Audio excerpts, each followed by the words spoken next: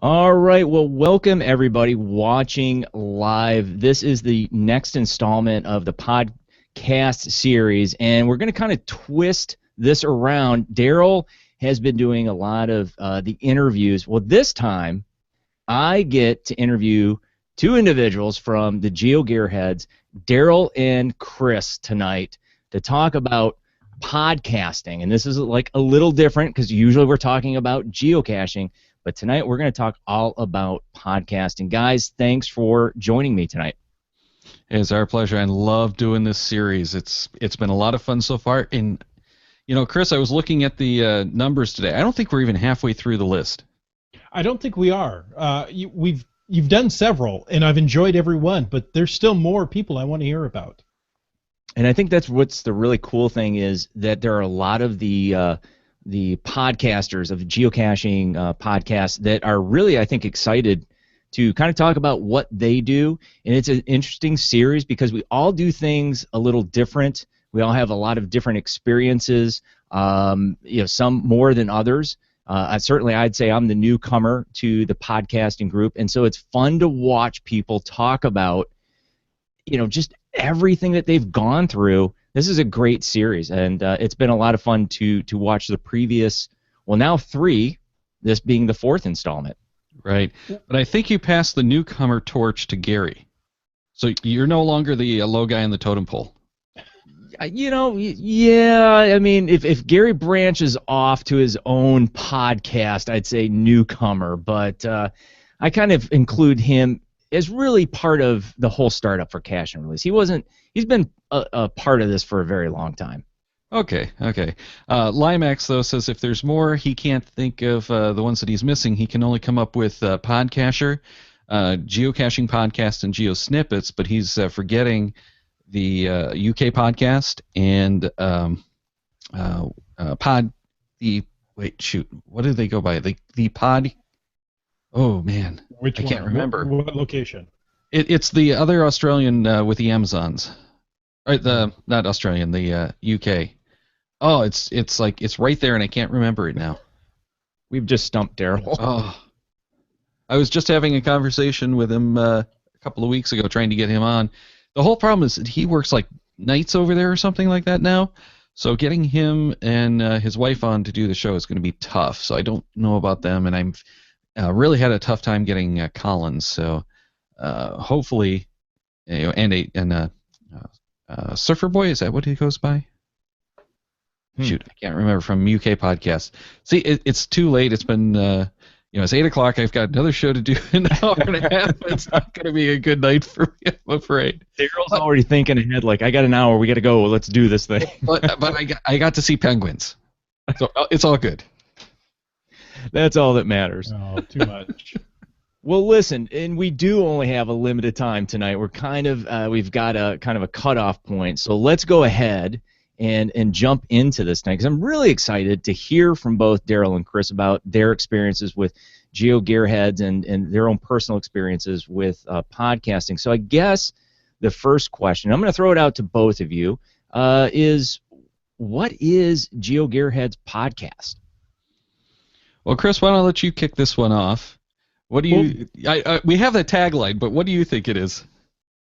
It's what Darryl tells me to do. Okay. It truly is Darryl's brainchild. Okay. GeoGearHeads is more than just the fluff piece of podcasting that we have seen with others. And I'm not saying any of that's bad. What I'm saying is this one is far more technical. We delve into, how satellites work. We delve into, some of the more detailed aspects of geocaching and geolocation games. And that's where we get the gearhead part of the GeoGearHeads. Yeah, we really didn't want to limit ourselves to geocaching because at the time that we came out 5 years ago now, there was an explosion of location-based games. And we wanted to be able to talk about all of that. Of course, the core is going to be geocaching, but we really want to talk about technology and geolocation gaming, since that's not something that really was covered well in any of the other shows, and it's really, to us at least, very exciting. And I just have to say, that's the one thing that I love about your show is, again, I think every show has kind of a niche, but I know that I can go to your shows or your show and get the technical standpoint and get more than just geocaching. We can talk about Where I Goes and Munsies and even some of the Google. What is that one location-based game that Google came out with? You're talking about Ingress, yeah. Ingress, yeah. That's what I love about the show is I can get that from you guys. I know what to expect on that, and that's fantastic. Yeah, and we do try to get a lot of this other stuff in, not just because they're cool games that you might enjoy along with geocaching, but there's a lot of promise for crossover in these things. And you're a big Disney World fan, and look at what they've done in Disney World with some of their games down there. Imagine what we can do if we could tap into some of that creativity for geocaches. I'd love to have a cache that pops out of the middle of a lake. That would be pretty cool. And people have done it. We talked with Totally Tubular. What was the cacher's name that came up with that series? I almost had it until you asked me. Dayspring, thank you. Yeah, and we had him on the show, and he has one of those caches that pops out of the lake. I have yet to find that one. Some of his caches are absolutely incredible. I found several of them, but they're gadget caches, and they need a little more maintenance. But you mentioned gadget caches. We've had several of the premier gadget cache creators on this show give us insights on how they make them, what they're looking for in a cache, and how can we push the boundaries even more. And I think what's really cool is the fact that as geocaching keeps going on further and further, we're getting more into the gadget caches, more into what I'm going to call the smart caches, and knowing that you guys are having them on the show talking about it is fun to listen to these individuals talk about how they think and what they put into it. Now we're starting to add in, just so many different things. That's what I love about your show. Well, and we're watching this develop as the show goes on. When we started the show, we were excited because smartphones were the thing. People really were getting into the smartphones as their caching device, and we were looking at ways at how to use both the GPS and the smartphone. And at that point, most of our audience was coming from the GPS and looking to supplement with the smartphone. Now it seems that it's kind of reversed, and most of the audience is smartphone only, even if they have the GPS. And they're looking for ways to bring the GPS back in and to use that and, really make that a complement, because it is kind of tough to use two devices. I will say that flat out. It's a lot easier to just use your smartphone than to switch back and forth. And go ahead. I'm sorry. I was just going to compliment what Darryl said. That's exactly right. And when we first started, smartphones weren't that good at geocaching. They're much easier to do a log, but that was about it at the time. Their GPSRs were significantly weaker and less accurate. So, it wasn't the thing. And, just as Darryl said, today that situation is completely reversed. Sure. Yeah. Limax actually mentions in the live Q&A that he started with a GPS and a Palm Pilot, which is how a lot of us, 10 years ago were doing it. We were using, I want to say it was called CacheMate, but I might be wrong in that name. To do our notes, our logging, we download the information into the app so that we had all that information, because the GPS was just the waypoint, and maybe you had part of the name, maybe you had the waypoint number, depending on how you loaded it, but you had to load it with a cable, usually serial, and it took me hours to do those first GPSRs with 100 caches. So it's a huge change just from that. And at that point, we were doing the two-handed thing. So I'm going to tell you, you made me feel nostalgic when you said serial. Serial cables just bring me back, I'm telling you. And just to remind people, we're not talking about your Cheerios. Not talking breakfast foods. We're talking about those big, nasty cables that connected from the computer to the GPS and worked really slowly. I remember the first laptop I had that didn't have a serial port, and I thought, now what am I going to do? It's the future. So let me ask this, guys. How did GeoGearHeads get started? All right, I'm going to take this one since That's all you, Darryl. I'm the one who approached Chris and said, you know what, we really need to do this show.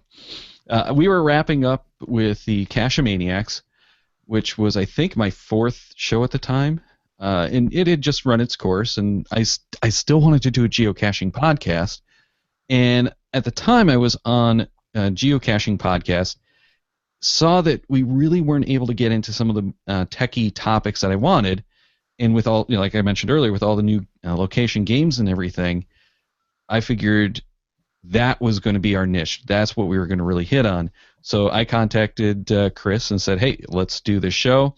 We'll set it up that first of the year we're going to start.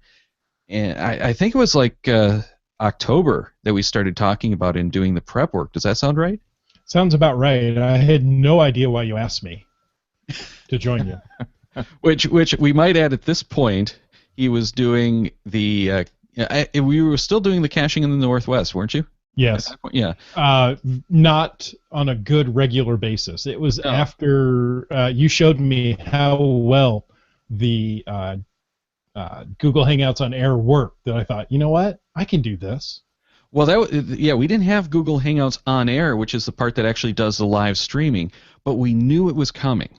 Mm-hmm. So we were working with just the Hangouts, and to make sure that our concept would work, for I think 4 weeks before our official launch date, we were sitting there every Thursday night at 9 o'clock getting together, well, 6 o'clock for Chris, getting together and just basically talking through things and, just having good old conversations. And really, as much fun as we have talking about the geocaching, it's as much fun just getting together with Chris and our guests every week, as evidenced by the fact that many times we talk for another hour after we stop recording. If I didn't have a podcast to do after GeoGearHeads, we would probably go well into Friday morning just sitting and chatting. Absolutely, and if I didn't have to walk the dog. Well, the dog now, has brought in a whole new barrier in our relationship, Darryl. This is true. He's interfering. I can attest to this, though, because I know that last night when the show stopped, Darryl and I kept talking for a while, and it was one of those things I think we agreed, Darryl, that we could keep talking about podcasting for quite a long time, and it's just kind of fun to do that. There's no shortage of topics, and we're gearheads. What can we say? We love talking gear. We love talking about the shows and tips, tricks. Same as we do with geocaching, and I'm sure we could probably have similar conversations about Imagineering over at Disney. Oh yeah, it's fun to get together. And you brought something up that's really interesting. So I've got a list here of questions, but I'm going to jump here and I'm going to ask both of you this question: how do you know when a show has run its course?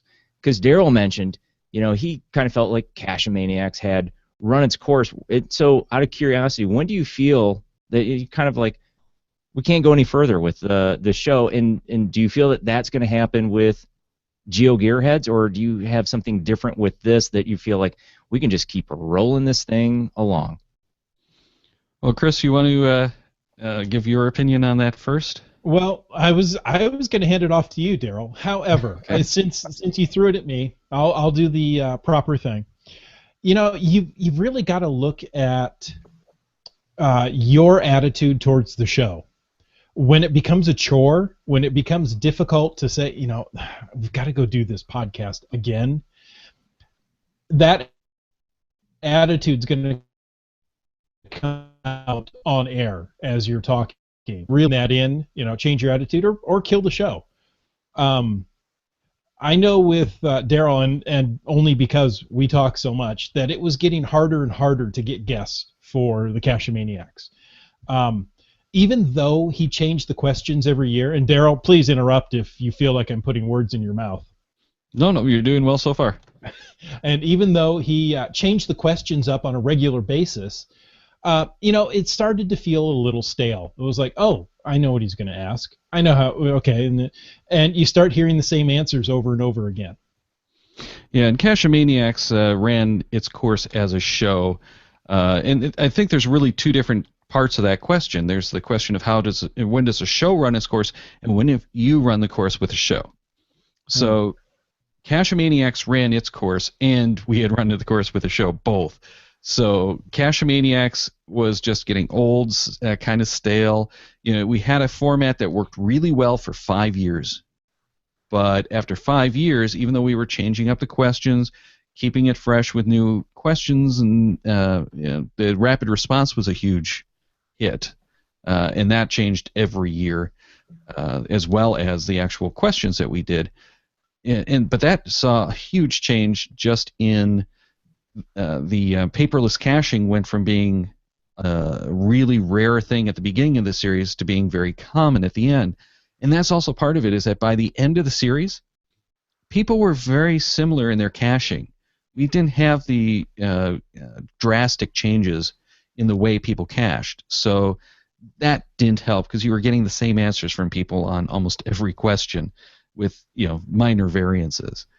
And we had gotten tired of doing the show because it was a lot of work. You had to schedule recordings at different times. So, we burned out on the show, and the show burned itself out. As for GeoGearHeads, that's a show which can really go on forever, because we're not exclusive to geocaching. So even if geocaching went away, we could carry on with location games like Ingress. But I don't know that we would, because we could conceivably burn out. However, with any luck, we could find hosts to step in for us if we decided that it was time to, get away from doing a weekly show. Can we get your cell phone number, Michael? I was just going to ask you the same thing. I will tell you this, just real quick, and I don't know if you have this set up, but I do have a backup. And I'm not going to say who it is, but there is a geocacher who is a backup who can step in if either Gary or I are out, which is a great feeling. I'm not going to lie. Oh, yeah. Yeah. So yeah, we have a few different co-hosts who have been on, and it's always great to lean on them when one of the two of us has to take a break. And both of us have had to take a week off from the show here or there, and we've done shows from the road, which is a lot of fun and very stressful. Oh, it can be, yeah. Shows on the road, I don't like. I mean, I like being on the road. I don't like doing a podcast from the road. There's just too many variables. Yeah, I've never had to do it, but I think I understand. You should exactly try it. Just go do it next week. I'll be the guest. I want a little more planning, but maybe, yeah. So let me ask planning is for losers. You heard it here first. Darryl called me a loser. No. Darryl called himself a loser. Yes, I do all the planning, so. Yeah, I know. So, GeoGearHeads, how has it developed over time? What do you feel how you started out, and has it kind of come along the way you thought it was going to come along, or has it changed, and did you kind of direct it, or did you more or less let it kind of take its own course? Yes. See, I knew Chris was going to say that. I knew he was going to say that. Darryl, feel free to butt in. And really, when I say it's Darryl's show, it really is Darryl's show. But, I think our interaction through the years has gotten better. We can anticipate, when somebody's going to speak. And I think that really does help. That allows us to take the show in a little different direction. We can be a little faster. And it's something that you develop over time. Yeah, we've worked on geocaching podcast and various other projects about 7-8 years now. So we already long. Yeah, we already had a little bit of experience working together, but since we started this show, obviously we've gotten a lot more experience. And the thing that really helped between this and like geocaching podcast, which was recorded by essentially phone lines. We had progressed by that point to using VoIP, but it is essentially still a phone line with a phone bridge. So none of us could see each other. The audio was lousy, but it worked. And when we got Google Hangouts going, we could see each other. And that makes a huge, huge difference.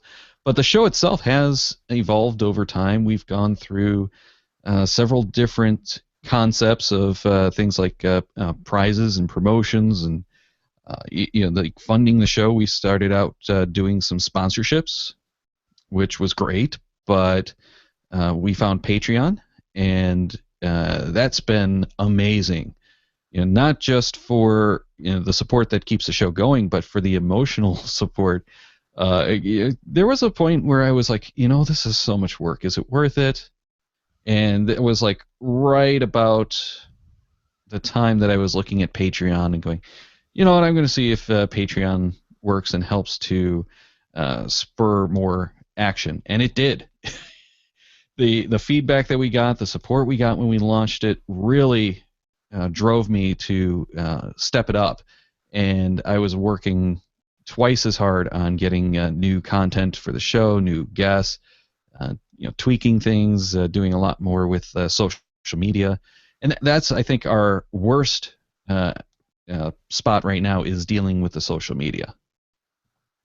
I can say that I agree with you in that when you have supporters, it makes you feel good because you get a lot of contact and feedback, and that kind of pushes you, I think. And that's kind of interesting. Patreon's been around how long? Do either one of you know? It's a little over 2 years, Okay. if I remember correctly. I found out about it from Daily Tech News when they started theirs. About 3, maybe 4 months later, after spurred by a number of other podcasters, is when I actually gave it a shot.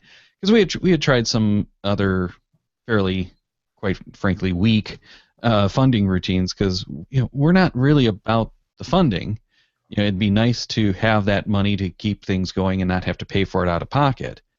And there was a while where money was getting tight that it really did ensure that the show kept going. And I'll say neither one of us are marketers. No. We are gearheads. We love the technology, but don't ask us to stand out in front of, on a street corner and ask for money. That's not our strength. Yeah, so that's always been kind of tough for us, and that's one of the reasons too that you won't see us doing a whole lot of promotion of the Patreon campaign. We really want to do subtle, low-key, because one of the things that I hear too from a lot of other listeners is, hey, I tuned out of this podcast because they're asking for money all the time. Or even that there's too much self-promotion. It's like an NPR drive. Yeah, and the feeling is it's even worse than the NPR drive on some of them, because it's like, oh, we need money for this, we need money for that, and they're tuning out because of all of the begging. The asks. Yeah. Gotcha. Just real quick in the chat room, I'm going to call it chat room here. Limex said there was one podcast that has since gone off the air where the final few episodes were basically the host rambling into a Sansa clip in his truck. Oh my gosh, I remember Sansa clips. So do I. I'm wondering if that was one of the trucker podcasts, because I remember there was a time there where the truckers were doing their own podcast from the truck, because, well, what are you going to do? And it was really popular at that point. Here's an interesting question. I'm going to kind of jump ahead here. And this is Sydney Sawyer, Shermanator, asked, and I'm just, you don't have to be specific, but she asked, how much does it really cost to run a podcast? Anybody want to jump in on that one? Billions of dollars. If you do it right, on the cheap, you're going to just go and grab like a Libsyn basic account. I want to say that's $10 a month. Mm-hmm. So for essentially $120 a year, you can do the all-in-one stuff. You can do cheap and free options. However, you'll be paying for it in your time and usually in frustration. Or if you have someone who has their own server that you can piggyback on, and know what you're doing. I've seen a lot of people who do it that way until they get big and then start running into bandwidth issues. But it's a good way to get started, cheap, and then you can always port it if you control it like that. So I would say consider it about $120 a year as your base for getting into podcasting. And then for a headset, which is all you probably need to start off, you're talking, for a good one, probably about $40 to $60. And are you talking one with a mic as well, Darryl? Yeah, I'm talking the headset, not just headphones, but the headphones with a mic, with a boom mic. Right. Yeah. Yeah, and we have a Sennheiser that we send to some of the guests who don't have it, along with a webcam, because we are video-based as well. But just that headset is available for, I think, the $60 mark, and it is an amazing headset for that price. Yeah, I would agree. Some of the boom mics that I've seen some of our guests have, and I don't know that they were Sennheisers, but some of them have sounded phenomenal, and thankfully so because of the audio quality. Before we jump to the next question, just one thing. Limax said, no, it was a ham radio podcast. Oh, okay. Sansa clip. So that's pretty bad that a ham radio guy is using a Sansa clip. Yeah. I'm just saying, you know. So here's a fun question. During your time doing the GeoGearHeads, what were some of the things that went well? And more fun, what went wrong? Oh, man. Some of the things that went well, I'd have to say the trip that we did to Geo Woodstock, that was a lot of fun. Just a couple of us running around the country with a audio recorder and geocaching. So we put everything out on the Google sites that we have for GeoGearHeads, and it's still up there if anyone wants to check it out. Opened it up to the patrons because that was still a new campaign at the time, and just had at it. That was a lot of fun. That was a lot of fun. I think we've each done remotes, haven't we, Darryl? I know I've done a couple from the block party. You have. The remotes are fun and stressful, which is why most of the time when we do the remotes, we try not to do those on the regular shows. Exactly. When you're out and about, I was using a hotspot. You're around thousands of other geocachers that also are trying to use hotspots or cell phones. Your coverage is spotty at best. So, things like that, they're fun. You get a chance for people to see what you're doing. That was, of course, well before Periscope or anything of that nature. So that's fun, but it's stressful, and those are some of the things that went well, and you didn't see some of the ones that didn't go so well. Yeah, we've had a few not so well points, and that usually, I think, comes down to guests who have issues the night of the show and have to bail on us. There's been at least 2 guests that I can think of off the top of my head, though I can't remember which guests they were, but just 2 times where it was within an hour that something happened. One of them, I think, lost power, and another one had an emergency that he couldn't show up for that night, and so we're scrambling at the last minute to come up with a new topic on each. So typically when that happens, we fall back on the randomized shows. So we have our safety net as the randomized shows.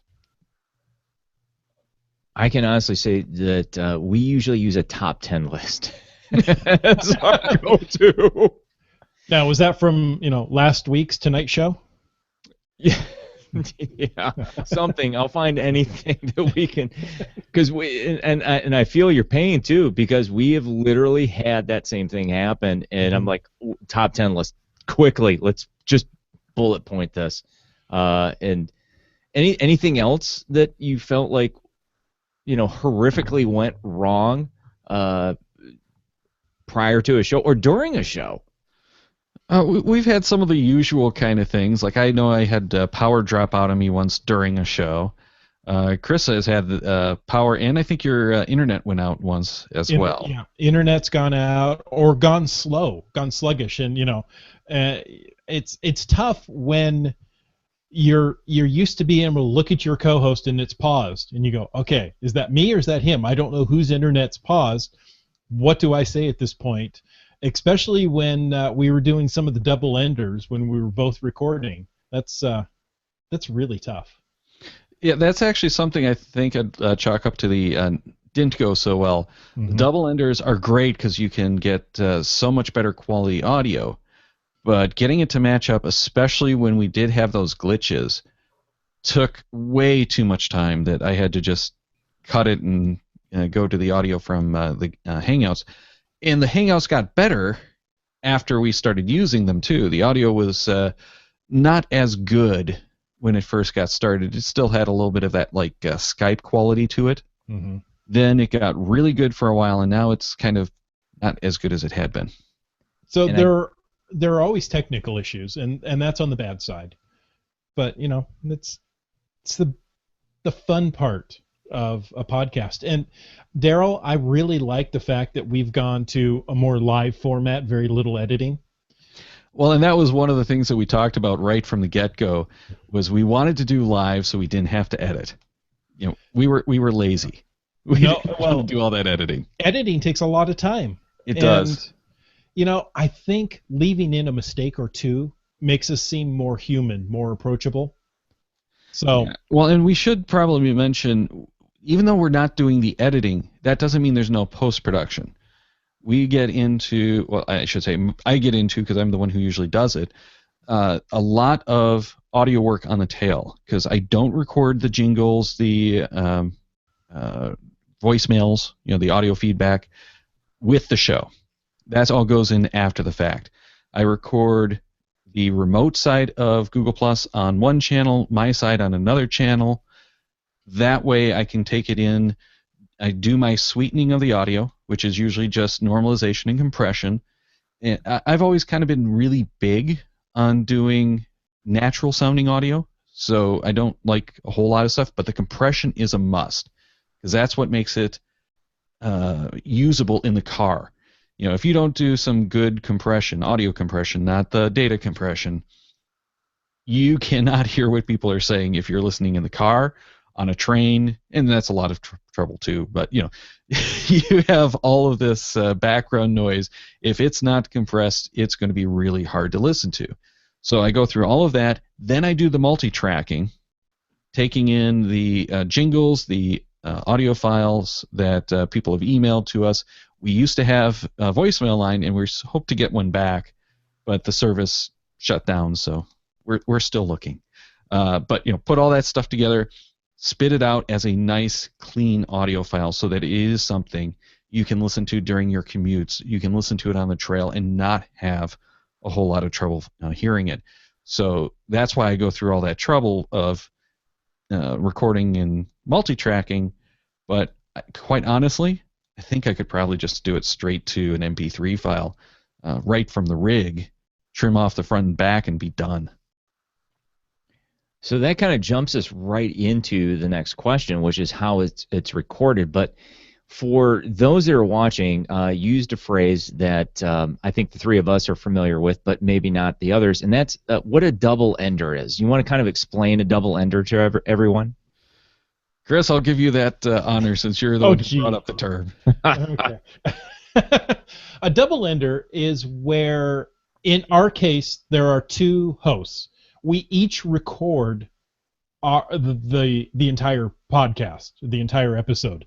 I record, of course, my audio with Darryl's in the other channel, and he records his audio with me in the other channel, and you have to then sync those two up for editing. It's an incredible amount of work. If you have to set your recorders identical for that to work. If there's a difference in bit rate, things don't line up after a period of time. So it's a lot of work, but as Darryl said, you get great audio because you get my native recording and Darryl's native recording together, and it sounds like we're both in the same room. Well, and the other thing that you mentioned with the timing issues, that can happen just from a difference in hardware too. Especially PCs are bad about that. If you're recording to your desktop PC with the built-in audio, don't expect it to match with someone else who's recording on anything else. It's always off. But there's also a factor with the power, because most of the audio equipment, including your computer, is influenced by the power coming into it, whether it's 60 or 50 cycles. So I've run into a number of issues when I was recording with people outside of the U.S. who had 50 hertz power coming in, and noticed that their audio had slipped after about 5 minutes. Hurts, doesn't it? Yes, it hurts a lot. So you have to go in and add spaces when they're not talking. So that's where a lot of that trouble comes in. So let's keep going with how you record, and this question is for both of you. Let's start with Darryl. Let's talk about your gear first, and we'll kind of get back into the production. But let's talk about your gear on your side, because if anybody has watched this show, Darryl's got phenomenal gear, and it blows my mind. I mean, I've seen this gear, so why don't you go ahead and talk about that? Yeah, and check the post for this, and we're going to have some photos of our rigs for people to check this out. But I don't recommend anyone go anywhere close to what I purchased. And most of that was purchased because I was doing the Cachers of the Round Table with multiple hybrids. And I'll get into that in a moment. So the microphone that I use, I have a pair of them because I had two hosts, and it was actually not purchased for podcasting. It was purchased because of podcasting, but they were actually purchased so that I could get better recordings of steam whistles. Interesting. I'll pause there and let you absorb. Didn't see that one coming. The good microphones that a lot of studios use for voice are actually drum microphones, so they're really good at handling a lot of high pressure. So this is what we ended up with. The Electro Voice RE27ND is what they refer to it. That's the big brother of what most radio stations use as their guest mics, because it's one of the more forgiving microphones. So if you have a guest who doesn't know how to talk to a microphone, it works pretty well. That's why they use it. And it sounds really good. Now, the on-air talents usually refuse to use these. They want something, a lot more expensive. But it's a great microphone for this. And if you can spend the money for like the RE20 or the RE30, it's a great microphone, but it's serious overkill for a podcast. Then my mixer is the Mackie Onyx 1640. It's starting to give me problems after almost 11 years. So, this is one of my things. Buy good quality equipment, and you don't have to worry about it much. It just lasts. And the other thing was, at the time I got most of this stuff, I could also rent some of it out and pay for itself. So I've got like the Aphex 248 compressors, which are real high-end compressors. It's, again, designed for like on-air talent. The nice thing about it, you can't really mess them up like you can some of the other compressors. I have 3 of those. Again, I needed that when we were doing the Cachers of the Round Table, because I had 3 hybrids, 2 mics, and a VoIP interface going. So I had to have 4 channels, and I had to have 4 mix minuses, which is why I need the big mixer. See, I would never do all this again. And I'm gonna refrain from having you explain the mix minus. Yeah, this is one of those. Email Darryl, and he will explain a mix minus to you. It's people go bonkers over mix minus. And the sad thing is, when I first heard about it, it was like, what? And then when someone explained, oh, it's that. Okay, yeah. And then it was like, okay, I understand it. And to me, it doesn't seem all that weird, because I had, a bunch of video and audio classes and stuff like that, and even electrical engineering. So it made perfect sense to me when someone explained what it was. I just never heard the term, and I really have a hard time explaining it to people in anything better than It's everything but yourself. That's basically what the mix minus is. Beautifully stated. Okay, now we were talking about all the audio problems with the sweetening and everything. So I ended up early on, because I was having all kinds of problems editing the Cache-Maniac shows. It was taking hours to go and process the phone calls. So I got this Aphex 320D, which is a compeller from Aphex. Again, no one's going to know this. It's the only device I know of that does it. It's RMS normalization. So I basically don't have to sit there playing with knobs to get the levels right with like a telephone that has bad levels. So best investment I made in the early days. Today, not worth it because the computer has more than enough horsepower to crank through that quickly. You know, remember, Cache-Maniacs got started about 11 years ago now, maybe 10 years ago. At that point, we were lucky to have gigahertz computers. So processing audio today is really quick. Back then, if I ran a normalize on a file, it would it'd basically go real time on that file. So if I had an hour interview, the sweetening that I now do in about 3 minutes took me about 4 hours. Yeah, and you're right. It's all about some of the technology that has just made kind of some of the things that you've done obsolete or not necessary, but made your job so much easier at the end of it. Yeah, and you can get really good mixers now that have the compression built in. So there's no real need to get the compression. If you're recording to process and send out, most of the time you don't need it. If you do have a microphone, and Michael, I know that you said you're not using a hardware compressor, but most people who use like the Heils do use the hardware compression just so they have that little bit of forgiveness on the microphone. Because if you move, half an inch off center, you will hear that in your audio, and that's why you have to do the compression. And when you're doing it live into Google Hangouts or Skype or YouTube, whatever you're using, you want to have that good quality compression running. Even though most of them will do some compression, it's a lot better to do it in the hardware. So if you're planning on doing a live show, I would look at one of the mixers that has the built-in compression. So just a little tip. As far as the recording, though, I don't record to the computer. I still record to an old Marantz PMD 570 recorder. The thing still uses compact flash cards that I haven't been able to buy compatible ones because it's that old spec that no one uses anymore for probably 6 years.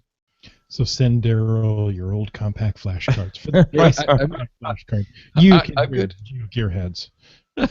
I'm good. I got a couple of 4 gig cards and a whole bunch of 1 gig cards, so I'm good for a while. But I'm thinking this thing's like 10 years old. When is it going to give up the ghost? And I'm actually having a similar problem with my M Audio Fast Track that I use as the audio interface to Hangouts. Fast Track Pro, actually, if anyone's keeping track, because that one is no longer supported. So if I upgrade my computers, it will not work with any of the new computers. So that's going to have to be replaced. So do you have new gear that you're eyeballing, Darryl? Exactly what I was thinking. Well, I have been shopping, and I'm not happy with what I'm seeing. So I don't know what I'm going to do when this thing dies, because there's no way I'm going to pay for the replacement M Audio hardware. Would you consider retooling and starting all over, keeping your mic and replacing all the back end? I would. I keep thinking about going to either I can't remember the model number from Mackie, but they have an iPad controlled version. Yes. So there is no real console. You only have gain knobs. Everything else is controlled from the iPad. That would be really handy to have for the show. However, it still makes me a little nervous. And there's also another one that I've heard about fairly recently that's really cool because it is completely headless. It goes like in the closet, wherever you want to put it. It doesn't matter. It's just an Ethernet connection and a breakout box. and that's it. You control everything else from a computer or an iPad, an Android tablet, whatever you want. So I keep looking at those going, oh, that would be cool, but I don't want to spend the money, and I don't want to relearn that kind of stuff. So for now, it's going to stay until something breaks. And I do have backup hardware for most of this stuff because, you kind of have to. If you hear a large or loud cry from Detroit, something broke in Darryl's studio, and start sending money as quickly as possible. Exactly. Hey, I've got 3 compressors, so if one of them goes down, I can always switch to another one. I have a Mackie 1420, I think it is, 1404 maybe, in the basement. That's my road mixer, because we were doing some live shows as well. And when I did that big event, the Geo Woodstock podcast studio, that was a mixer that was supposed to feed the live stream, but that internet connection didn't work, so we had no live stream. But it still fed the recording for Geocaching World, and I can't remember the other show that Head Hard Hat was doing at the time. So we had to use 2 separate mixers, one to feed the cameras and one to feed the recorder and the speakers. So we had all that stuff going. You use all this stuff when you have it. It's one of those, you get the gear, you're going to use it. Yeah. Yeah. What he's not telling you, Michael, is he has a complete Studio B set up and ready to go at any time. Not quite, though I have thought about it. If you see a different background, we know he's moved to Studio B. Actually, Studio B is a headset in the laptop, because that works just fine. Just as simplistic. So to keep this going, Chris, talk a little bit about what you are using on your side for recording. Well, starting closest to the mouth, we have the Heil PR40, which is a mic. You'll never guess where I got it from. I got it from Darryl. He had it, and he said he wasn't using it anymore. I said, well, send it my way. I'll pay you for it. So I've got the Heil PR40. That feeds into a Yamaha Audiogram 6, which is my audio interface between my mixer and the computer. And originally it was my only mixer, but since then I've got a Mackie, an 802 VLZ3. So 8-channel mixer. It's done a great job. That's all fed through a DBX 266XL compressor. So I have a physical hardware compressor as well. I record onto a Zoom HN or H4n, which Darryl sent me. So there you go. From the start to the end is equipment that Darryl has provided. I've filled in a couple of pieces in the middle and a couple of wires to connect it all together. So you know what this means. I'm going to get Gary calling me later on tonight saying, since Darryl always gives Chris stuff, I am expecting... I've already given him a soundboard, so I got a feeling the mic's up next. But okay, so we got that. I want to keep this going because I know we're on a slight time constraint. Guys, what would you suggest to other podcasts and people thinking about starting a podcast? Don't do it. No, definitely do it. Darryl, you have definitely taught me we are not in competition with any other podcast. We want more geocaching podcasts. That makes the hobby, the sport of geocaching better. We're not saying, oh well, if we can't get the numbers of podcaster, then we're out. That's not the point. So we're not competing. We are augmenting the other geocaching podcasts that are out there. Yeah, and I do encourage as many people who are interested to give it a try because we want more voices. We want to hear more from geocaching is a really diverse hobby or sport or game, whatever you want to call it. It's diverse. You've got all kinds of different caching. You have all kinds of different people from different backgrounds, and it really doesn't take a whole lot to get into it except for your time. That's really the big thing.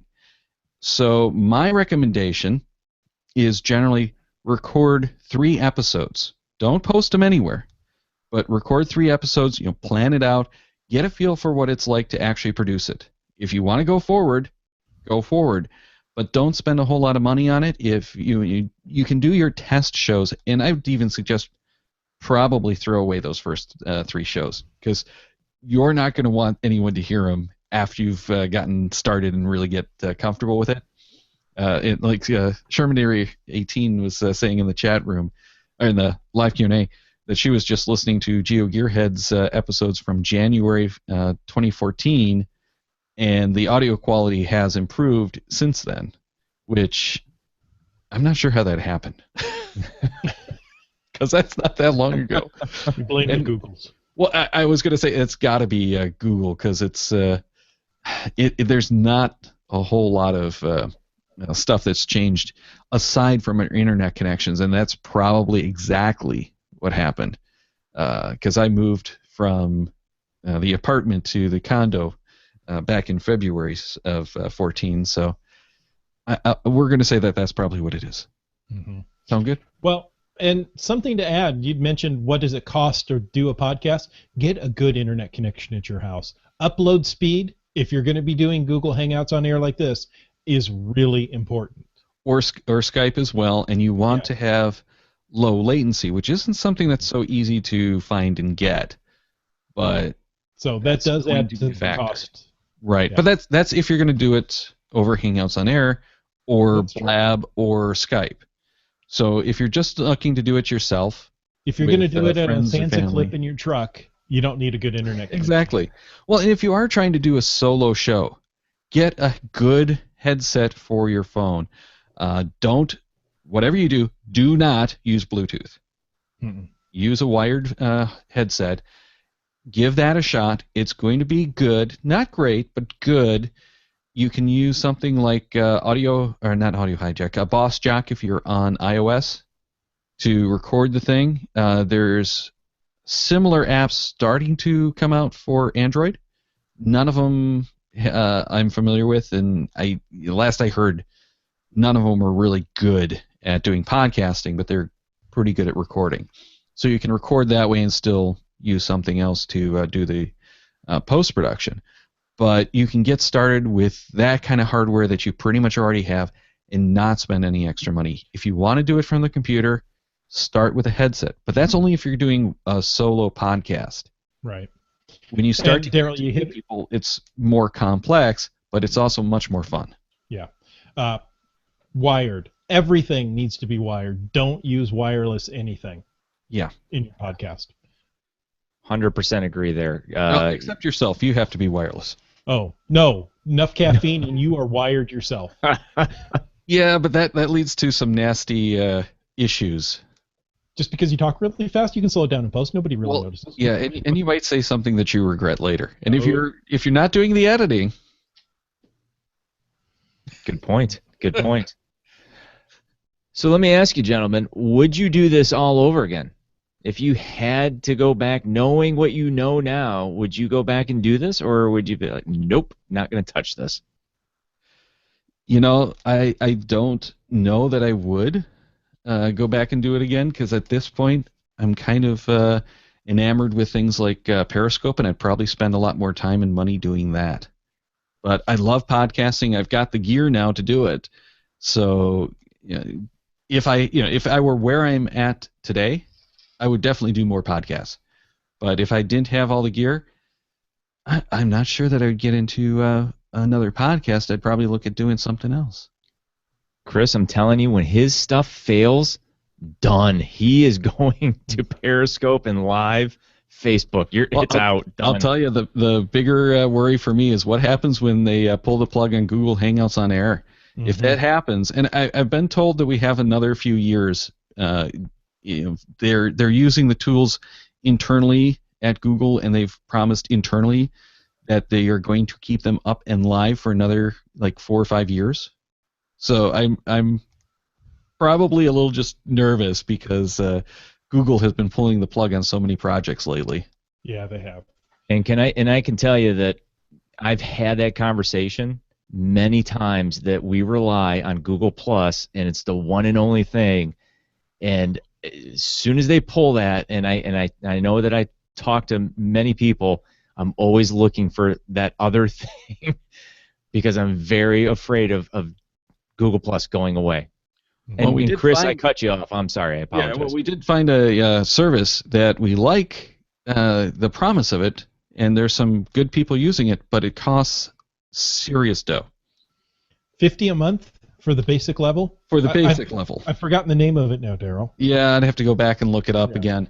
But yeah, there are services out there that will do what we want. And the thing that I like about paid services, and this is something to remember for your hosting too if you're going to do this, a paid service is more likely to stick around than something that's free. So good point. Be careful with free services. We've learned that the hard way many, many times. Chris, anything before we move on? Would I do it again? I have to agree exactly with Darryl. Because I have the gear, yeah, I'd do it. If I didn't have the gear, no, I'd probably drop off into anonymity and nobody would know who I am. I don't. You guys got to keep this going. He likes let this. Chris go into anonymity. This is what he'd like. He'd like to be anonymous and just hang out in the background and cause problems because he is the bad cop. Yes. He is. That is true. So let me ask you, I got two quick questions. I know we're getting down to the wire here. Real quick, both of you, and Darryl, you kind of said it, you're maybe not as great in social media as you'd like, but how heavy or how important is social media, do you think, to your podcast? Social media used to be a much bigger issue than it is now. I shouldn't say issue, but factor. We had a ton of feedback coming in through Google+, and that was driving a lot of the shows. That's really fallen off the last few months. And we are getting a lot of feedback by Twitter and a lot more emails. So we are getting a lot of feedback. It's just not coming as much through social media as it had before. And as for the promotion aspect, we never really had great luck with that. We had some tips that we tried doing for a while that people enjoyed, but aside from a like here or there, we really didn't get a whole lot of action on it. It's really been more when we're talking with the audience, directly asking them the questions that we've had the best feedback. Okay. Definitely. And Chris, anything? Yeah. So social media is our marketing channel. I mean, that's really how people find us. So that is of the utmost importance. However, that's how people find us. I feel, as Darryl said, email is becoming the main communication medium between us and our listeners. Okay. And real quick, before we wind down here, predictions for podcasting and geocaching podcasting. Thoughts on that? Oh, Chris, why don't I let you go first because I have the feeling I'm going to run long. Okay. They'll be around. Darryl, go. As Very long succinct. as geocaching exists, there will be podcasts about geocaching. As long as any hobby exists, there will be podcasts about that hobby. Now, is it podcasting as we know it? Maybe not. Maybe it's going to become far more video-based, Periscope-ish, if that's such a word. But as long as people enjoy doing something, they're going to find other people that want to talk about it with them. This is human nature. You're forming your own community around you of like-minded people. That's what podcasts are. Now, this happens to be, audio, video. I don't know what that will be in the future, but you're still going to have like-minded people getting together. Okay. So podcasting as the delivery medium, because really what a podcast is, it's a file delivered through an RSS feed. That's it. Okay. Podcasting has really come to mean more the audio show. Even though there's video podcasts out there, the video has kind of faded out, and you even look at the new Google Podcast support, they don't do video. If you put a video podcast out, it gets annihilated from the feed. It doesn't exist. So I think podcasting is really going to be about the audio shows. I'm not even sure that podcasting as the RSS feed and an audio file has legs. I'm beginning to think that's likely to go by the wayside as more people have things like the smartphones. A lot of people are doing audio only even through YouTube. So it's really kind of going more toward that streaming and what's the other one? Stitcher and I can't remember. No, not SoundCloud. TuneIn Radio are really streaming services that just aggregate the podcast for you. Those are becoming more popular because people don't necessarily have the room on their devices, and they are looking for that streaming. Data is more prevalent, but I think there's still going to be that demand for downloadable content so that you can listen in the subway, you can listen on the plane, that kind of stuff. So that's all good. And audio is where podcasting is going to live. The video stuff really has already started to drop off. It's, we do it on YouTube because, well, we record this thing through Google Hangouts on Air, and at the time, getting on YouTube was a great way to get your shows out there, and a lot of people do listen to podcasts on YouTube.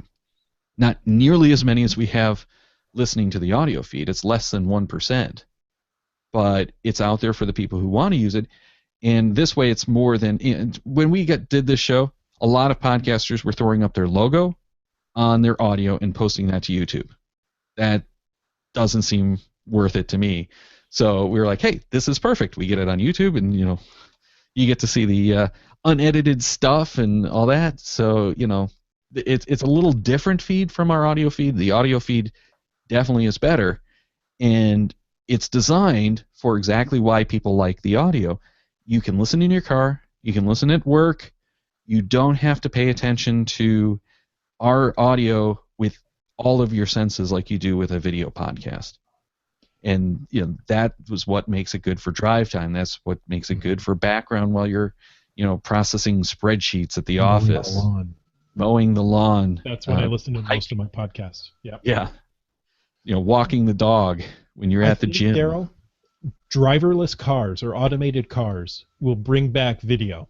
Well, and I was just going to say, the one exception that I see to this whole concept is if we actually get the automated or the autonomous cars that they've been talking about, Lyft and Uber, both are really going all in on the driverless cars because of this concept. You won't own a car. You call a car, it comes to you on demand, takes you where you need to go, and then it leaves and does its job. So no cars parked in the parking lots, no cars in front of your house. If that actually comes to fruition, it's totally going to change everything because you're not driving the car. You have that 15, 20 minutes of commute time that's now completely open to you. You can play games, you can watch TV shows, anything you want, and if that really hits, I have to wonder if any podcast, video or audio, is going to survive long term, because I think you're going to get a lot more people playing Ingress. I don't think you will with an automated car because you can't stop long enough to do the portal. As long as it's under 35 miles an hour, you can always hack. That's true. And with that, I think we're going to call it a night here. And I want to say thank you both for really kind of relaying your experience and talking about GeoGearHeads. Certainly, I think a lot of people are very interested in personally, one of my favorite, and I think a lot of the geocachers and podcasters that listen, favorite shows. But before we go, let's start with Chris. Chris, where can people find you out on the inner tubes? On the inner tubes. This anywhere you can get and find Caching NW. So that's Twitter, that's Facebook, that's Google+, all those places. And of course, you can go to CachingNW.com. All right, another great podcast that I love listening to. Darryl, how about yourself? Where can we find GeoGearHeads and you out on the interwebs? Well, GeoGearHeads is on Google+, Twitter, and Facebook. But for myself, you can check me out at Darryl W4, and that's 2 R's. A lot of people don't realize that because it's a weird spelling. DARRYLW and the number 4 at geocaching.com, on Instagram, Periscope, Twitter, and YouTube. But if you're going to look for me on Google+, you better do the full name. And I'm just going to say go to the links on the profile because it's just not worth it. Before we go, though, I have to thank you too, Michael, for prodding us to actually do this series. and to do the upcoming podcasting show on the GeoGearHeads. And I know that Shermanator18 is listening right now, and I'm really excited to have her, the Bear, and Land Monkey on. And we're going to try to get Sydney to do her own show. I think that's going to be fantastic. That's our mission. We're going to try to peer pressure her into creating her own show. Cannot wait to see the show you guys have. Well, guys, thank you so much. I know Darryl's got to move on here, and hopefully maybe we can do this on a yearly basis as things kind of continue to evolve. Maybe we'll be able to talk yearly about how things have changed, and hopefully we're all still around next year. That's my plan. Well, I'm planning on that big asteroid hitting, so I don't plan on being around in a year. All right, Chris. It's just going to take out all of humanity. So I thought you were going to say just podcast. It's a very selective asteroid. No, it's just going to take out the internet. Gotcha. Okay. All right. Well, guys, thank you so much for joining us, and look forward, Darryl, to more of the interviews that you've got set up with other podcasters. Should be a lot of fun. I'm looking forward to so many more. All right. Have a great night.